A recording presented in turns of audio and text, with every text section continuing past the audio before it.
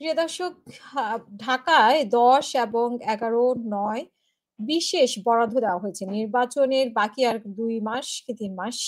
এই সময়ে কেন ঢাকার এই ৩ আসনকে বরাদ্দ দেওয়া হয়েছে এবং এটা নিয়ে আসলে প্রশ্ন উঠেছে। ফেব্রুয়ারিতে জাতীয় নির্বাচন হওয়ার আগে ঢাকায় ২৭৪ টি ধর্মীয় ও সামাজিক প্রতিষ্ঠানের জন্য বিশেষ উন্নয়ন বরাদ্দ দিয়েছে স্থানীয় সরকার মন্ত্রণালয়। তবে দেখা গেছে যে এই বরাদ্দে ২৭৩ টি প্রতিষ্ঠানে কেন্দ্রীভূত ঢাকার মাত্র ৩ টি আসনে ঢাকা ৯, ঢাকা ১০ এবং ঢাকা ১১।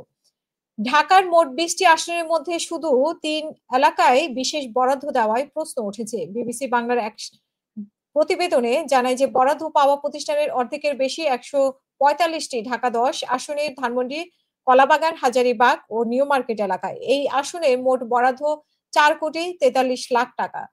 সম্প্রতি স্থানীয় সরকার উপদেষ্টা আসিফ মাহমুদ তার ভোটের এলাকার পরিবর্তন করে ঢাকা ১০ আসনের ভোটার হয়েছেন। তিনি শিগগিরই এই আসন থেকে নির্বাচনে অংশ নেবেন বলে রাজনৈতিক মহল জোর আলোচনা করছে। প্রায় কাছাকাছি সময়ে ওই সংসদ আসনে মসজিদ, মাদ্রাসা, মন্দিরে তার মন্ত্রণালয় থেকেই কেন সিংহভাগ বেশি বরাদ্দ দেওয়া হলো? স্থানীয় সরকার উপদেষ্টা আসিফ মাহমুদকে যে প্রশ্ন করা হলে উনি উত্তর দিয়েছেন যে তিনি আসলে জানেন না এর কারা সুপারিশ করেছে। এদিকে ২৮৩ টি প্রতিষ্ঠানের মধ্যে বরাদ্দের বাকি ১২৮ টি প্রকল্প অন্য যে ২ টি আসনে দেওয়া হয়েছে সেগুলো হলো ঢাকা ৯ এবং ঢাকা ১১। ঢাকার ওই ২ টি আসন থেকে আগামী নির্বাচনে জাতীয় নাগরিক পার্টির আহ্বায়ক নাহিদ ইসলাম এবং এনসিপি সিনিয়র যুগ্ম সদস্য সচিব তাসনিম জারা অংশ নিচ্ছে। মসজিদ মাদ্রাসা ভোটের আগে বিশেষ বরাদ্দ দেওয়া হয়েছে এমন প্রশ্নে উপদেষ্টা আসিফ মাহমুদ বলেন যে বিশেষ বরাদ্দ দেওয়ার সময় তো এখনো শেষ হয়ে যায়নি। সারা দেশে অন্যান্য জায়গায়ও বরাদ্দ দেওয়া হবে।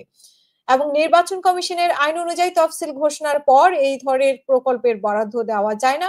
আগামী ডিসেম্বরের শুরুর দিকেই জাতীয় নির্বাচনের তফসিল ঘোষণা করার কথা রয়েছে এবং এই বিষয়ে স্থানীয় সরকার সংস্কার কমিশনের সদস্য অধ্যাপক মোহাম্মদ তারিকুল ইসলাম বিবিসিকে বলেছেন যে নির্বাচনের পূর্ব মুহূর্তে জেলা পরিষদের এডিপি হিসেবে বিশেষ কিছু আসনের জন্য যে বিশেষ বরাদ্দ দেওয়া হচ্ছে তা নিঃসন্দেহে দৃষ্টিকটু। এর আগে গত ৫ই অক্টোবর ঢাকায় ১৪টি ধর্মীয় ও সামাজিক প্রতিষ্ঠানের ৪২ লাখ টাকা বিশেষ বরাদ্দ দেওয়া হয়েছিল, যেগুলো ছিল ঢাকায় অন্তত ১০টি আলাদা আলাদা এলাকায়।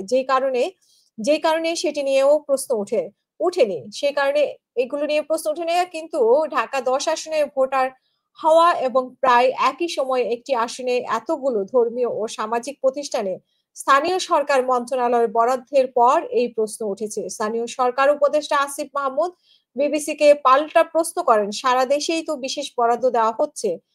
তার সবগুলো নিয়েই রিপোর্ট না করে কেন ঢাকার আসন নিয়ে বিবিসি বাংলা রিপোর্ট করেছে। তবে পরে তিনি বলছেন যে প্রতিষ্ঠানগুলো বরাদ্দের জন্য আবেদনগুলো কারা করেছে তিনি তা জানেন না। এগুলো খোঁজ রাখাও যায় না। আবেদনগুলো বিভিন্নভাবে আসে। আবেদনের প্রেক্ষিতে বিশেষ বরাদ্দ দেওয়া হয়। আগামী মাসের শুরুর দিকে ত্রয়োদশ জাতীয় সংসদ নির্বাচনের তফসিল।